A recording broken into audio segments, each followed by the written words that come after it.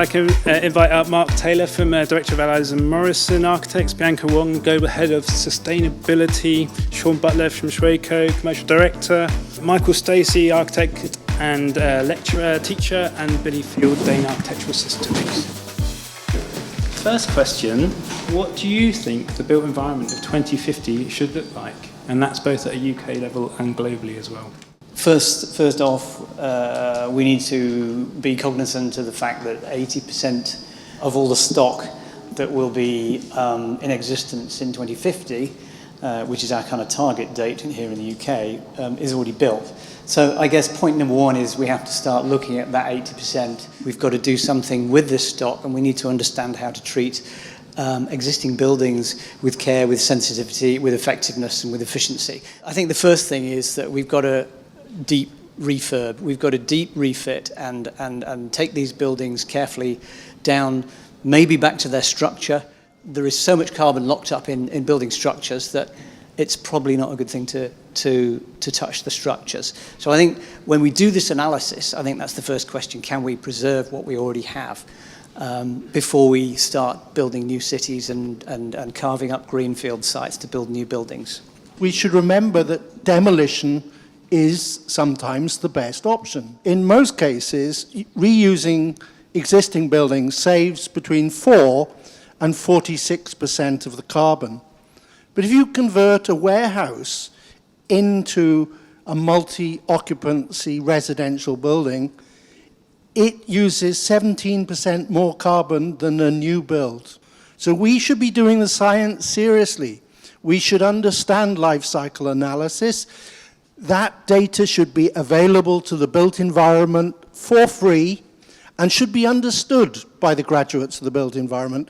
And that's part of what we do at the Bartlett, or is seeking to do at the Bartlett. So what role does legislation have in encouraging or even enforcing change? As Dane Architectural, we're the people that design a facade and we put it on the building. We design it to a performance spec, so Mark will design it and I'll go and buy the glass. When I started looking into the research of this, it was like, wow, what is going on in the world? Half of us, and even people in the company I've spoken to, we are not aware of this drive that's happening. So for legislation, you need to educate and bring it right down to the bottom level, because if we design now to the amount of carbon that we're putting into that design, we're starting to move in the right direction. And really, I would say, make the whole thing a bit simpler. You know, a lot of the things that I've read have really, so I'm sitting there thinking, well, how does that work? What is carbon? You know, what is 8 square meters of something that's a word? Until we bring it down to an understandable crisis, this needs to change, like we did with recycling all your plastics and your bottles and everything else. People won't understand why you're doing it. Sean, what would you say about the role of legislation enforcing change? What's your view on it from Schüco's point of view? Well, I think you need legislation, this idea of carrot and stick. You definitely need a bit of stick to make sure that this happens. I think the idea that we all want to live with a sustainable future is something that we all hold dear to our hearts, but when the finances get involved with it, I'm afraid money talks. And without legislation, this stick, so to speak, I'm afraid these things won't happen. So I think it's absolutely required. So one interesting thing that I'm starting to see, on one extreme you have developers that will build and sell and move on, and the other extreme you have owner-occupiers or institutional investors that hold their building stock for long periods of time and therefore have a different perspective on their assets. So Michael's there with the microphone, so I'll pass it over to him. 2 points. David Cameron cancelled Code for Sustainable Homes in March 2014. That was a bad setback for this country. So we've got to be very careful that we don't allow our politicians off the hook. We don't need more and more certified voluntary schemes that people have to pay for. We should return to decent building regulations, and that should include the rented sector. Our nation has allowed new slums to be created in our names. And that is just not tolerable. Thank you very much. And on, to Mark, who was keen to have the next word on this. Okay, Tom, I think we all have a role in legislation. Right now there's a consultation out for something all the time, and we can get involved. Particularly now, one bee I have in my bonnet is the Bartlett consultation, which I think is a complete letdown, a downgrading of standards for the London boroughs. And we can have a part in that if we just join in on that consultation. So I would encourage everybody to get involved in whatever the way they can, whether it's writing to an MP, going and joining the school kids on a march to Westminster. You know, there's an awful lot we can actually do to get involved and feedback, because I think government does need that feedback, and the more people who shout, the more they'll listen. I'd definitely second that. You know, the more consultation responses, you know, that democratic voice approach does work. So, a question for Bianca on embodied carbon.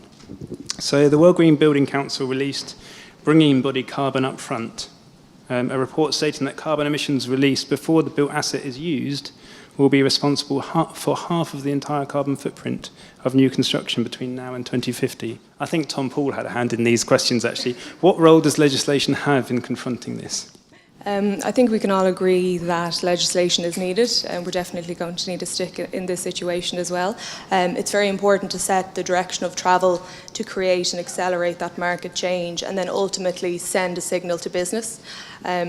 Embodied carbon is quite complex. I think we all have a part to play in reducing embodied carbon, particularly manufacturers. So what are we doing about it?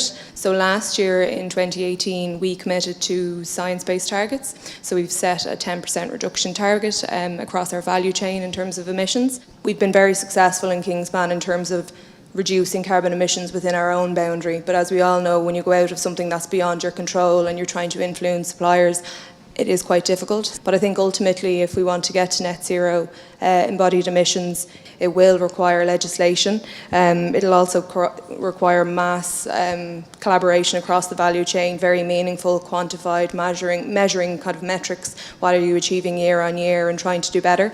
And then also financing. You know, all of this needs to be financed. A lot of commonly used building materials by nature are carbon intensive industries. So we're going to need scalable solutions to actually bring that to fruition and help manufacturers decarbonise in the future, and that all needs to be financed. Yeah, I mean, it comes back to what I said before. You know, at the end of the day, the designer is putting, you know, an array of different products into the facade, which is my speciality. But here we got Kingspan looking to lower their emissions. So, you know, if I'm not put on or given a guidance as to where I need to be in terms of the carbon range in my design, I could go to Schüco, who I know are working hard on their carbon emissions.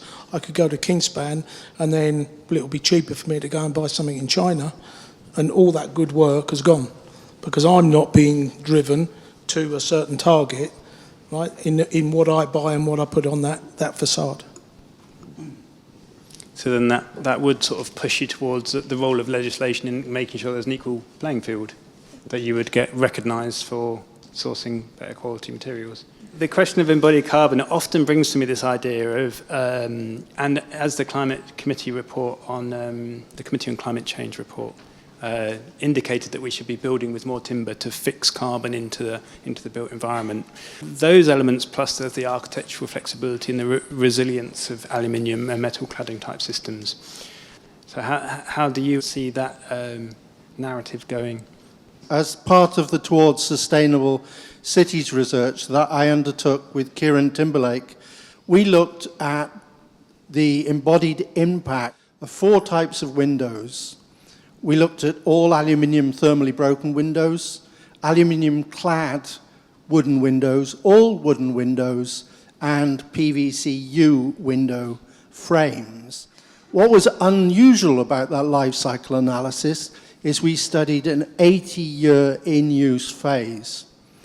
We also looked at high, low, and no maintenance. The interesting thing is the all-aluminium window has the lowest total embodied impacts over 80 years before you recycle it if you don't want it anymore. The wood industry could respond with a much better paint system because the wooden window needs to be repainted every 8 years. If you don't repaint it, it rots and it releases its CO2. So when you read people write, and there are reputable books that say this, if you can't understand the mathematics of life cycle analysis, specify wood. I'm afraid that's not correct. Timber inside buildings is great because you are looking after the CO2 and you're keeping it for as long as the life of the building. But wood is not easily recycled. It is typically burnt. There are great examples of reuse of timber, like ship's timbers becoming famous buildings in this nation. Life cycle analysis is not difficult. There are books about it. If any of you run Revit, which is a building information model, you can run a software called Tally, developed by Kieran Timberlake, and that does life cycle analysis on the fly in real time. Now, we've done this for the life cycle analysis of construction processes. So, in the 20th century, you made concrete with a timber shutter, and at the end, you burnt the timber shutter. And the timber shutter became 45% of the embodied energy of the concrete, and it was gone, lost, carbon again. If you use a reusable metal shuttering system, steel or aluminium, typical recycling time is 250 to 350 uses, with a bit of maintenance. The embodied energy of the concrete becomes 98%, the concrete mix and the rebar. And the big news for the homeowners, the building owners, the contractors, is that process is more economical. So there are actually win-wins out there. The global recycling of aluminium in 2014 saved 100 million tons of CO2es. This stuff is not too difficult. Greta Thunberg said that we can have transformative action. We can make the difference. We have the science, the skills, and the software to make a difference. One of the industry concerns is one of the bigger challenges in the delivery of energy-efficient buildings is the performance gap between design intent and what's delivered in practice. Now, there's a difference between regulated energy and occupational energy. What I would say is if we do not eliminate or substantially reduce the performance gap, we'll never achieve net zero carbon buildings. So the question to you, Sean, is what do you see as the route to eliminating or minimizing the performance gap? And what role do designers and suppliers have in this? Actually, it's quite a few questions. Is off-site construction and standardization of products, of elemental performance of materials, is that the solution or something else? Okay, so this is, in our particular sector of the industry, this is a massive challenge. So the way Schüco takes its products to market, which is not untypical of a system supplier in our market, is that we third-party test our products to whatever required standards. We therefore know that our systems, if they're properly designed, by that I mean applied to the building, the project design, fabricated and installed, that the system will perform to its designed and claimed standards. We know this. But of course we don't sell a finished product. We have a reliance on people like Billy at Dane to do the project design, fabricate and install. We know that off-site, you mentioned, Tom, off-site construction. We know that off-site construction, whilst it's not suitable for all buildings, it can actually reduce some of this risk because it's easier to control quality in factory conditions than on-site. So that's a potential positive step forward, you may say. Training is a massive issue for us. So we have 4 full-time trainers. We train over 2,000 people a year in our head office in Milton Keynes, in our training centre. We're absolutely paranoid about the quality of the install on site because it's our name that's at risk. And if it goes wrong, then it's seen as a poor Schüco facade, not as a poor Dane facade or whatever. It's our name that's on it. Yeah, it's complicated and it's very challenging. I'll respond to Sean first, because I spend a lot of time beating manufacturers up and supply chain up for better information, particularly about things like heat flow. There are manufacturers, all sorts of products that thermally bridge the building envelope, and I want 2- and 3-dimensional heat flow analysis from them, and I'm not getting it. And I go and talk to a lot of manufacturers about these sort of things. To their credit, Schüco, I can go to Schüco and I can get an entire building envelope, complete 2- and 3-dimensional heat flow analysis. So I know exactly how much heat loss we're going to get through that building, and obviously with the glass, with the heat gain and things like that. And that upskilling needs to happen throughout the supply chain industry. You know, great support from these guys to these guys. And I think this cross-fertilization of knowledge and of technical support to bring robust products forward that are properly tested and that come with the full information we need, because there really is a dearth of information. There's so little understanding of heat flow in building envelopes throughout the entire strata of the industry, from building control right through to ourselves, the designers. And so I think we all need to upskill and learn from those sort of things. Yeah, coming back to Sean and both your comment there. Not so long ago, we used to turn up at a building where there was a concrete frame, and there would be a guy come along with a stack of aluminium stud, build an SFS system, fill it with insulation, then we'd come and put a window in, and then we'd try and join EDPM so we've made it watertight. And we're expecting, as a company, and we guarantee for 12 years the workmanship of those guys in all weathers, in all conditions. But we do have a problem looming. It's, you know, beyond the climate, we have a labour problem. Okay, we can't get 17-year-olds in the UK to turn up on site at 7:30 in the morning and become an installer for Dane Architectural. And we now have to rely on Romanian and Polish. And how long are they staying for? So what we're doing, we came to Schüco and we came to Kingspan, and we said, look, you know, we as an industry need to pull this together, and we are trying to get to a point where we modularise the backing wall. We put the window in it in a factory, we bring it to site, and we then have a designed interface between the two, so we get that quality that we need. And you know, in what we're talking about today, that means I'm not designing a component from here, and I don't know the performance of that, and a component from here, and I'm expecting it all to work together. Our cladding industry has been through an absolute massive shift after the event of 2016, and what it taught us is we can't bring things ad hoc and just put them together. We have to start to develop systems, and if we need to develop systems, we have the advantage now of actually saying, let's rate this, let's find out its carbon impact, because Sean can say to me, yeah, we're doing all this work, you know, and I go to a different manufacturer because he's cheaper, and all of a sudden I've just added 25 tonnes of carbon because he doesn't care about how he does his electricity, etc. So really, as designers, you're the guys who are going to make the change, because I'll do whatever you want me to do. I argue a lot, but I've still got architects coming to me wanting 3 metre by 3 metre shop windows, and is that really carbon efficient? If the industry starts to systemise, so it's all coming from a source that's known, can be calculated, we might start getting somewhere. My closer for the panel, which is the climate emergency demands urgent, impactful action now and not in 5, 10 or 15 years. And we've heard some of the answers, actually, very interestingly, in the panel responses.